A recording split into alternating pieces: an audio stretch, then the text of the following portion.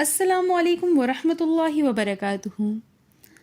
آج میں جس ٹاپک پر بات کرنا چاہ رہی ہوں، میں اس ٹاپک پر بالکل بھی بات نہیں کرنا چاہتی تھی، لیکن سوشل میڈیا کھولیں تو ایک ہی چیز آپ کو دیکھنے کو مل رہی ہے، اور وہ بندہ بھی اس کے اوپر بات کر رہا ہے جسے صحیح طریقے سے بات کرنے بھی نہیں آتی۔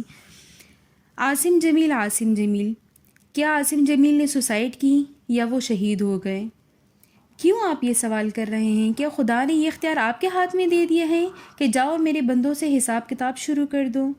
ہر چیز میں دکانداری نہیں کرنی چاہیے۔ دکانداری کے لیے سوشل میڈیا پر بہت سارے ٹاپک مل جائیں گے، لیکن خدا کے لیے ایک نیک اور دیندار گھرانے کو ڈسکس کرنا چھوڑ دیں۔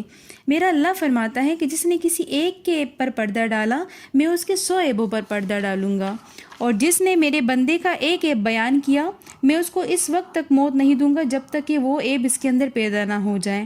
آپ کے لیے کیوں ضروری ہے عاصم جمیل کی طلاق کے بارے میں بات کرنا؟ آپ فلسطین کے لیے بات کریں، آپ پاکستان کی ان عوام کے لیے بات کریں جو پاکستان میں رہتے ہوئے فلسطینیوں جیسا ظلم سہ رہی ہیں۔ خدا کے لیے دوسروں کی زندگیوں پر کچھ پیسے نہ کمائیں۔ اللہ آپ کے لیے اور ہم سب کے لیے آسانیاں پیدا فرمائیں۔